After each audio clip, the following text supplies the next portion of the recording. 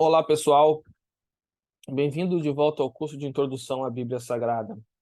Nós estamos agora falando do Novo Testamento, né? E na última aula, eu fiz questão de dizer para vocês qual é a mensagem principal do Evangelho. E a mensagem principal do Evangelho é essa, que Jesus Cristo morreu na cruz do Calvário para perdoar os meus e os seus pecados. Jesus veio revelar que existe a realidade da vida após a morte. Isso não era apenas uma ideia que os fariseus tinham, porque eu expliquei que os saduceus não acreditavam nisso, mas os fariseus acreditavam nisso. E Jesus veio confirmar, não, de fato existe uma vida após a morte. E ele disse algo que é terrível, que a maneira como você vive a sua vida aqui na Terra hoje influencia toda a sua eternidade. Então ele vai dizer que, com base nas suas ações, palavras e atos, você será julgado pelo Senhor. E a má notícia é de que toda a humanidade, desde Adão até os dias de hoje, até o primeiro bebê que está nascendo nesse exato momento que eu estou falando, esse bebê já está condenado pela natureza dele. Ele herdou de Adão a natureza pecaminosa, ele não tem como fazer outra coisa a não ser pecar. Se a história acabasse por aí, a gente estaria não diante de um Deus, mas diante de um demônio, né? Para pensar. Poxa, como é que alguém vai criar, né? Ele sabendo que vai criar alguém, ele vai não dar solução para o problema do pecado dessa pessoa e já vai fazer com que ela nasça condenada. Pois é, essa é a história que a Bíblia vai contar. Quase ninguém vai te contar essa história, mas se você ler a Bíblia, é exatamente isso que está escrito, tá? Que todos nós herdamos a, a característica de Adão, que é o pecado. E Jesus Cristo, ele veio como um enviado de Deus para cumprir o plano de redenção e remissão de todos os nossos pecados e trazer a nossa paz com Deus. Isso é extraordinário, né? Nós hoje, que aqueles que aceitarem, a única coisa que você tem que fazer é aceitar para você esse perdão, é aceitar para você essa esse presente de Deus, de que é o perdão dos seus pecados. Primeira coisa que você precisa fazer é reconhecer que você é pecador. Segunda coisa que você precisa fazer é entregar a sua vida para Jesus. E como a gente entrega a sua vida para Jesus? É crendo nele. E a terceira coisa que você precisa fazer é você ser batizado. Então, a Igreja Católica tem vários sacramentos, ela tem um entendimento diferente de como é esse processo da salvação, né? Começa pela infusão da graça na pessoa através do batismo, mas nós da Igreja Protestante nós não acreditamos nisso, que nenhum sacramento seja capaz de cumprir de fato a exigência de Deus. E a única maneira que essa exigência foi cumprida foi através de Jesus Cristo, quando ele realmente, de forma substitutiva, morreu no meu lugar e no seu lugar. Tá? Então, a salvação ela está acessível a todos os homens que querem aceitar Jesus como seu único e suficiente Salvador. É isso que a Bíblia vai dizer. Tá? Não existe nenhum ato humano que você possa fazer.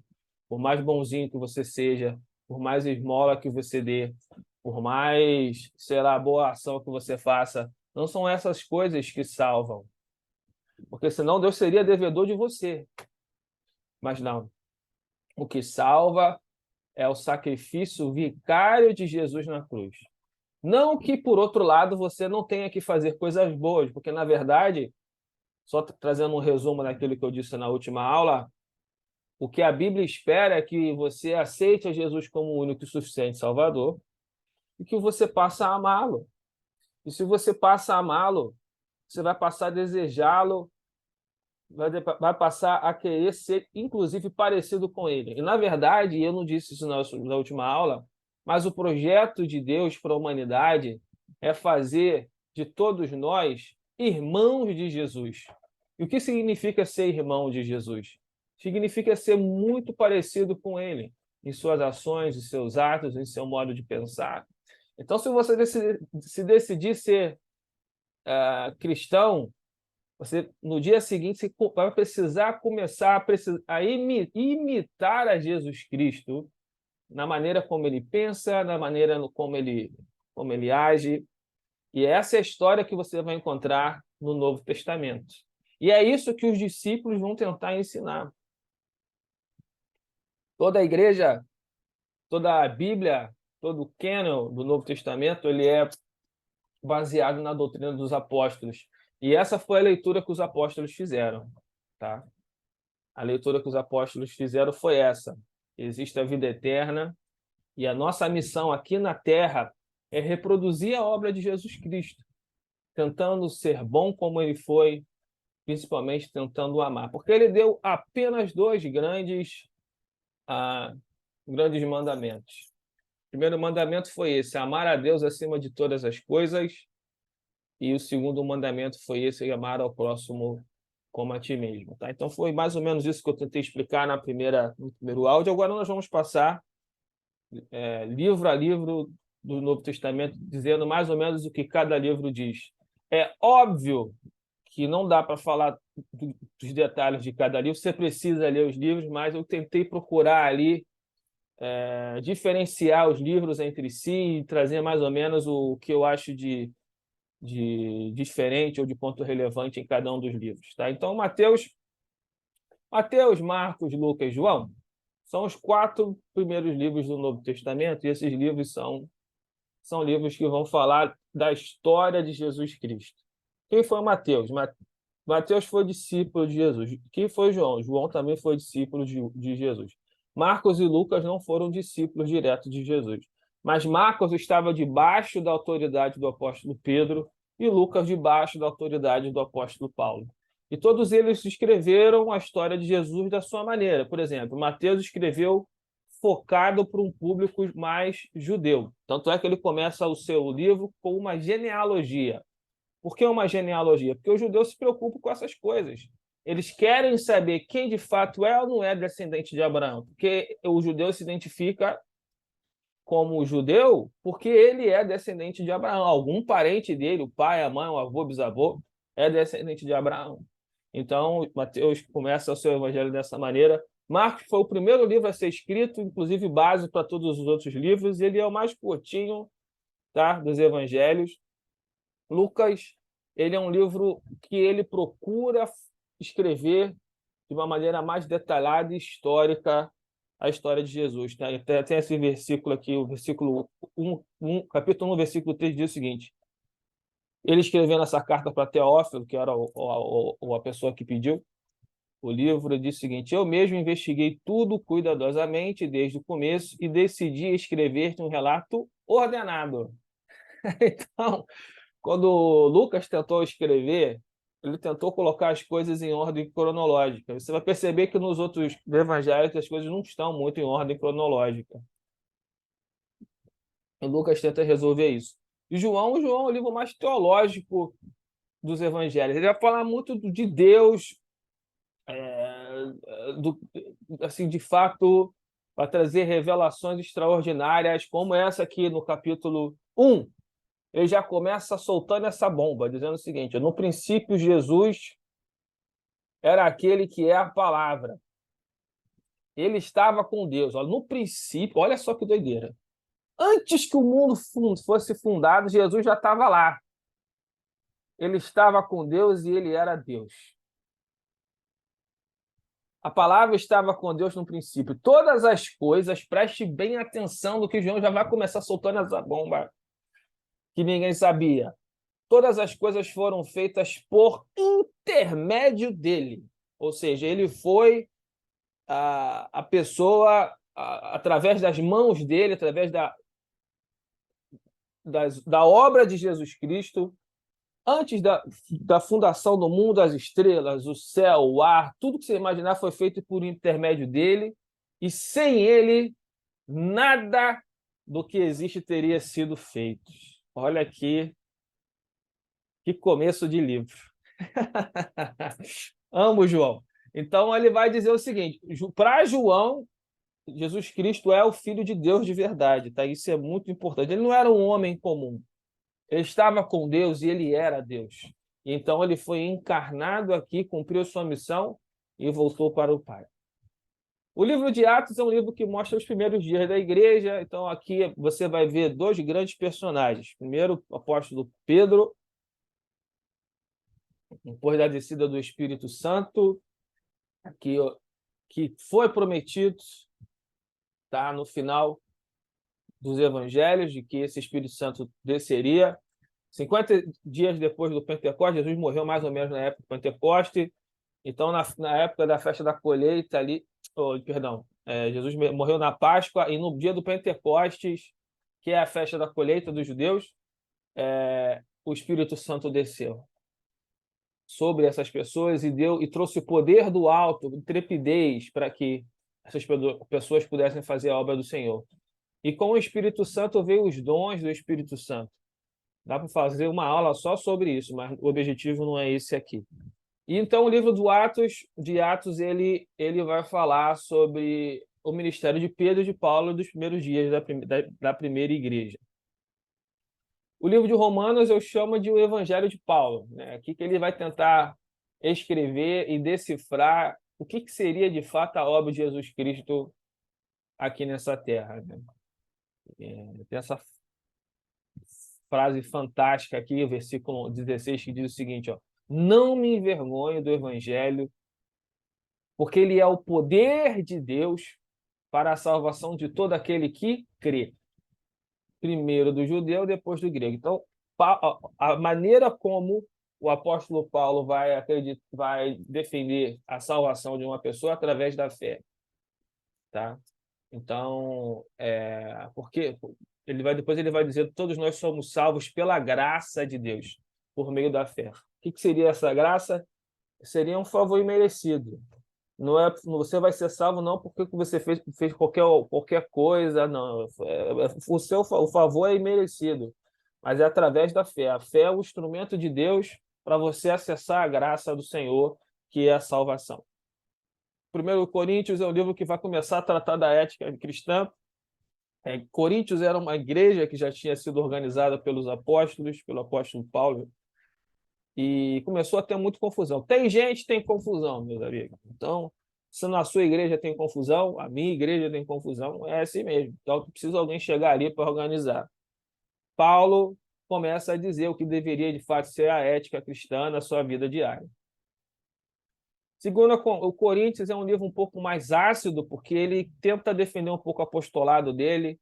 Nem todo mundo assim recebeu muito bem a primeira carta, então ele começa a dizer, na verdade, palavras um pouco mais duras a respeito de coisas que as pessoas não quiseram ouvir lá em 1 Coríntios. O livro de Gálatas, por sua vez, ele é um livro mais combativo, porque o que acontece? Quando Jesus veio, né, ele veio para os judeus, e os judeus foram os primeiros a se converterem. Então, os judeus quiseram trazer tudo o que estava na lei de Moisés, né? Por exemplo, estava na lei de Moisés a circuncisão, todo homem precisava cortar o prepúcio até o 7º dia, e isso era um sinal de que ele seria judeu. E começou a vir um monte de gente que não era judia, gentios, né? que eram povos de outras nações, pagãos,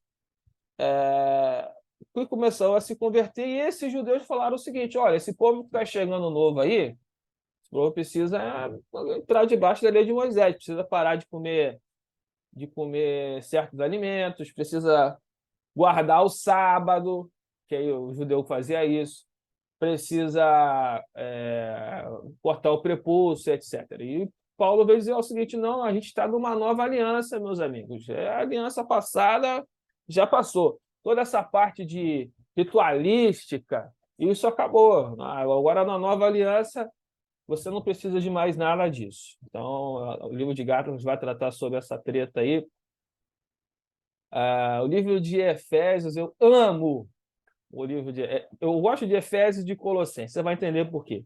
O livro de Efésios, ele revela o plano secreto que Deus tinha decidido realizar por meio de Cristo. Olha o que ele vai escrever aqui em Efésios 1, versículo 9 e 10. E nos revelou o mistério da sua vontade, de acordo com seu bom propósito, que ele estabeleceu em Cristo, isto é, de fazer convergir em Cristo todas as coisas, celestiais ou terrenas, na dispensação da plenitude dos tempos. Olha, nós aprendemos que lá com João, que tudo foi feito por meio de Cristo, através de Cristo e para Cristo. E aqui em Efésios, Paulo está dizendo, olha, não somente isso, mas todas as coisas vão convergir para ele no final do dia. Então é isso. Cristo é a razão de nós todos estarmos aqui. E a razão da sua existência é para a glória de Deus. É para glorificar a Deus. É isso que a Bíblia vai nos ensinar. O livro de Filipenses é uma carta que tem um foco mais em agradecer a ajuda que Paulo recebeu desse povo. E o livro de Colossenses vai, mais uma vez, dizer a razão da existência de toda a criação. Vamos ler Colossenses 1, 15 e 17. Olha só. Jesus é a imagem do Deus invisível. Porque, veja bem, ninguém nunca viu Deus. O mais próximo de conhecer Deus que nós tivemos foi por conta de Jesus Cristo. E, pois nele foram criadas todas as coisas, nos céus e na terra, conforme João já tinha nos revelado. As visíveis e as invisíveis, sejam tronos ou soberanias, poderes ou autoridade. Todas as coisas foram criadas por ele e para ele. Ele é antes de todas as coisas e neles tudo subsiste. Então, eu vou repetir aqui. Todas as coisas foram criadas por ele e para ele. Então, a minha existência, a sua existência foi criada por ele e para ele. Então, essa é a explicação da Bíblia para a razão da existência da humanidade. Isso é profundo demais. 1 Tessalonicenses, ele vai explicar o que é a parousia, o que seria isso. É um termo técnico para dizer a segunda vinda de Jesus. Que aí o pessoal começou a esperar, né? Bom, todo mundo ali naquela época, os primeiros cristãos ficaram sabendo, bom, nem tudo que o Messias deveria de fazer, Jesus fez, principalmente foi reinar sobre o mundo. Né? Então, isso precisa acontecer. E aí as pessoas começaram a achar que, como Jesus tinha acabado de ser assunto aos céus, ele desceria a qualquer momento. E Paulo veio explicar essas coisas, né? Pessoas estavam preocupadas, por exemplo, porque eram salvas e aí morriam. Jesus não tinha voltado. Eu falei, caramba, eu aceitei Jesus, Jesus não voltou, o que é que acontece comigo? Então, Paulo vai tentar explicar isso aí, né? Aí, esse versículo 14 aqui é fantástico. Diz o seguinte: se cremos que Jesus morreu e ressurgiu, cremos também que Deus trará, mediante Jesus, justamente com ele, aqueles que neles dormiram. Então, aquelas pessoas que morreram antes da volta de Jesus, elas vão ser ressuscitadas. É a promessa que Paulo vai fazer aqui para os Tessalonicenses. E em 2 Tessalonicenses, ele vai esclarecer alguns pontos do primeiro livro também muito focado na ideia da segunda vinda de Jesus. Tá? O livro de 1 Timóteo, o livro de 2 Timóteo, ele é um livro fantástico, porque ele vai ser um livro, talvez, acho que foi um dos últimos livros que o apóstolo Paulo escreveu, e ele vai encorajar um jovem pastor, que era Timóteo, né? Primeiro, a saber lidar com as falsas doutrinas que estavam entrando na igreja, principalmente essa doutrina dos judeus, de querer judaizar, né? Esses novos convertidos que eram pagãos, mas também ele vai dar instrução de como selecionar pessoas, de como deve ser a vida cristã. É um livro muito, muito bom. Do mesmo modo, Tito, 1 Timóteo, 2 Timóteo e Tito, eles têm mais ou menos ali o mesmo estilo, a mesma razão. E o livro de Tito, a ideia é exortar o jovem contra falsas doutrinas, definir maneira cristã de agir, instruções a respeito de como escolher líderes. Mais ou menos o que vai... mais ou menos o teor do livro de 1º e 2º Timóteo. O livro de Filemon é um pedido de Paulo em favor a um escravo fugitivo, né, ao seu antigo dono. Paulo estava em algum lugar e, de repente, encontrou esse escravo, pregou o evangelho para esse escravo, e esse escravo se converteu. E foi muito útil a Paulo por muito tempo, só que ele conhecia o dono desse escravo, olha que situação. Então ele pediu para que esse escravo voltasse para o dono dele, mas mandou uma cartinha lá dizendo o seguinte: ó, recebe esse escravo como se você estivesse recebendo a mim. E se ele te deve alguma coisa, bota na minha conta, que eu vou pagar. Então foi isso que Paulo falou, é um livro legal de se ler. O livro de Hebreus é um livro difícil, por muito tempo as pessoas não queriam nem colocar ele dentro da Bíblia. Porque o que acontece? O livro de Hebreus ele entra um pouco em choque em alguns pontos com o que Paulo vai escrever. E é interessantíssimo pensar que as pessoas acreditam que foi o Paulo que escreveu Hebreus. Eu não consigo encaixar isso, tá? Mas, enfim, o tema principal de Hebreus é que Jesus Cristo é o nosso sumo sacerdote, tá? Mas ele é o nosso sumo sacerdote segundo a ordem de Melquisedeque. E quem era Melquisedeque? Quando você vai ler o Velho Testamento, você vai ver que Abraão ele recebeu a presença de um sacerdote. Esse sacerdote era uma pessoa, era um líder espiritual. E quando ele recebeu esse líder espiritual, ele deu o dízimo de tudo que ele tinha para esse líder espiritual. Esse líder espiritual chamado Melquisedeque não tem genealogia, ninguém sabe de onde que ele veio, ninguém sabe para onde que ele foi. Ele era uma pessoa que Abraão respeitava muito. Muita especulação há a respeito de Melquisedeque, mas ninguém duvida de que ele era um sacerdote, senão Abraão não teria dado o dízimo de tudo para ele. Quando a lei foi estabelecida lá depois da saída do povo do Egito, quem passou a ser o sacerdote foi a tribo de Levi. Então, só poderia ser sacerdote a tribo de Levi. Tá? Então, essa tribo oferecia sacrifícios diários para o perdão dos pecados das pessoas, né? Então, eles matavam animais, enfim, sacrificavam animais em favor dessas pessoas. Justamente isso era como se fosse um espelho, um sinal do que viria no futuro, né? Que Deus quis dizer no passado, ó, só é possível você perdoar pecados através aqui de um sacrifício substitutivo, porque era para você morrer por causa do seu pecado. Por isso que eles usavam animais. Mas o sangue de animais não tem o poder de perdoar pecados. Só o sangue de Jesus Cristo é que tem o poder de perdoar pecados. Então, o livro de Hebreus vai dizer mais ou menos isso, que hoje nós temos um sumo sacerdote, que é Jesus Cristo, tá? E que hoje ele satisfez a vontade do Pai e hoje nós temos paz com Deus. O livro de Tiago é uma carta que não tem igreja específica, ele vai tratar de assuntos práticos da vida como um todo, e eu gosto muito desse versículo. Esse versículo resume muito bem para mim do que é a vida cristã, tá? Versículo 27 diz o seguinte, ó: a religião que Deus, o nosso Pai, aceita como pura e imaculada é esta: cuidar dos órfãos e das viúvas em suas dificuldades e não se deixar corromper pelo mundo. Então, a vida cristã ela é bastante prática. Primeiro, ela se preocupa com quem está vulnerável, com os pobres, com as viúvas, com os órfãos, né? Então, meu irmão, minha irmã, se você é cristão, você nunca deu uma cesta básica para ninguém, pensa melhor nisso daí. Se você nunca visitou um orfanato, pensa melhor nisso daí. Se você nunca foi visitar um doente na sua enfermidade, tem que repensar isso daí. Porque essa é a sua missão como cristão, tá? É ser um agente de amor nesse mundo, tá?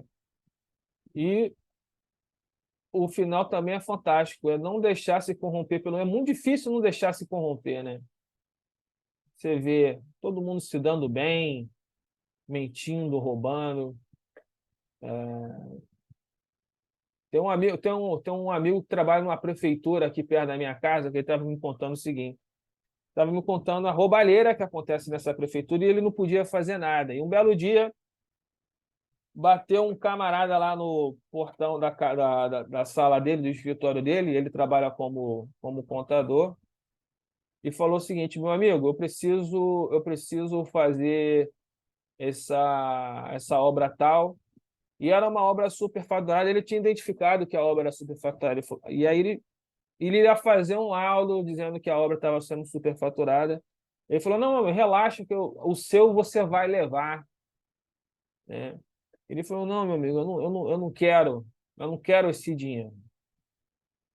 Eu não quero me corromper com as coisas desse mundo.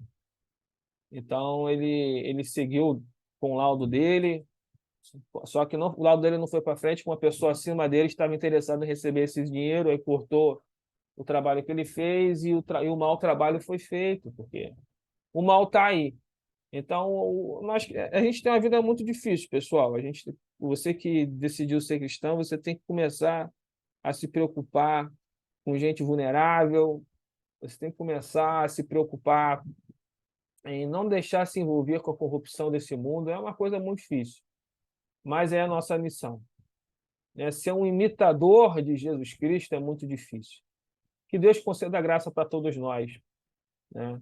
E é um trabalho de uma vida toda. Eu vou dizer para você que eu estou nessa há muitos anos e eu estou longe de ser um grande imitador de Jesus Cristo. E se não fosse a graça do Senhor, e se não fosse a certeza de que eu não sou salvo por causa das minhas obras, talvez eu não estaria nem aqui te dando aula. Porque eu conheço exatamente os meus pecados e as coisas que eu preciso melhorar. Mas também posso garantir a você que o que Lutero falou de si mesmo se aplica a mim. Lutero falou o seguinte: olha, eu tenho certeza que eu não sou o homem que eu deveria de ser, mas com certeza eu não sou o homem que eu era. E é exatamente o que eu vejo em mim. Eu tenho certeza que eu não sou o homem que eu deveria de ser, mas também, com certeza, não sou um homem mais que eu era antes de conhecer o Senhor.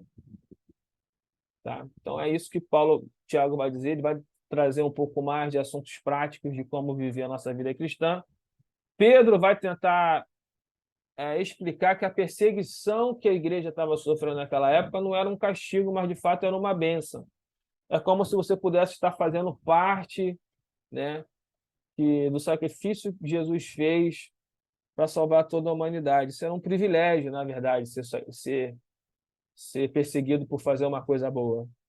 E a gente deve pensar assim também. Lá no seu trabalho, quando você estiver lá no seu trabalho e você estiver fazendo uma coisa certa e você começar a ser perseguido, celebre. Celebre porque você está sendo perseguido como o Senhor Jesus que foi perseguido.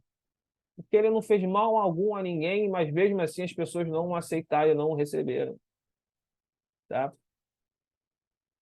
Segundo Pedro, ele vai tentar enfatizar que a importância da conduta de todo cristão precisar ser irrepreensível. Tá?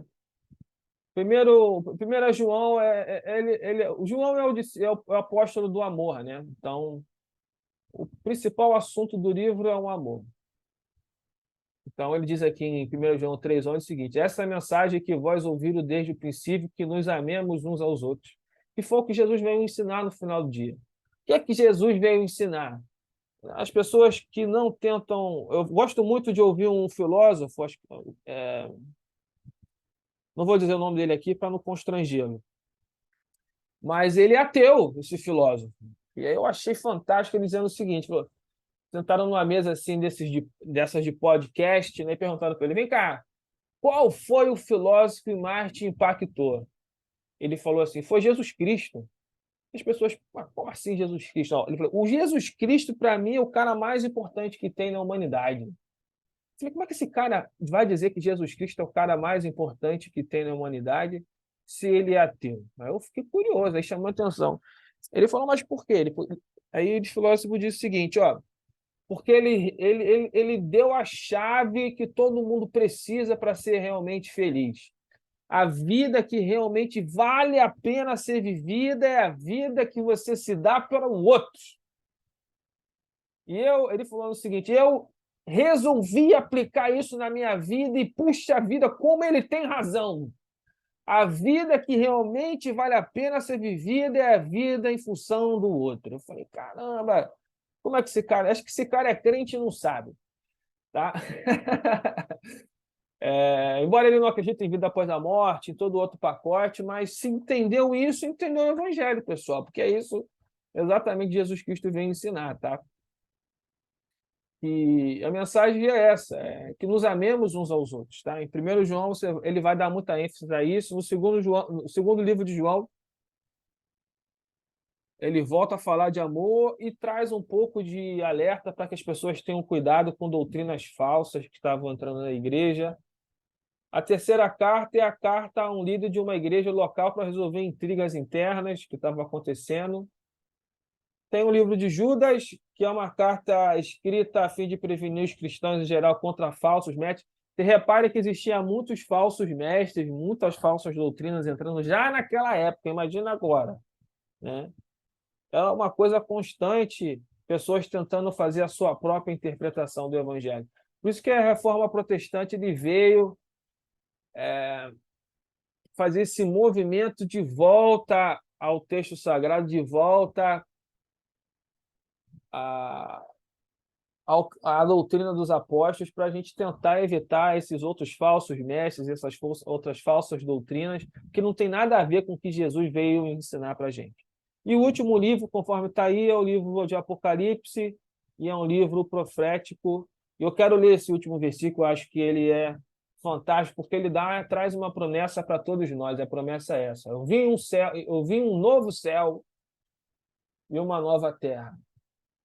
Pois o primeiro céu e a primeira terra tinham passado, e o mar já não existia. Vi a cidade santa, a Nova Jerusalém, que descia do céu da parte de Deus, preparada como uma noiva adornada para o seu marido. Então, a Bíblia, em Gênesis, no capítulo de número 1, vai explicar como ela começa, e em Apocalipse vai explicar como ela termina. E o final é lindo.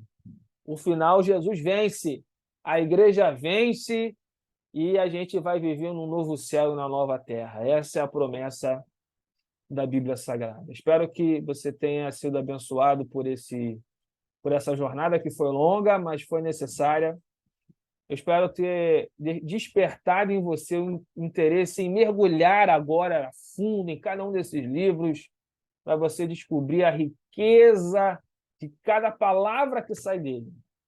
Que você seja muito abençoado e te vejo no próximo vídeo.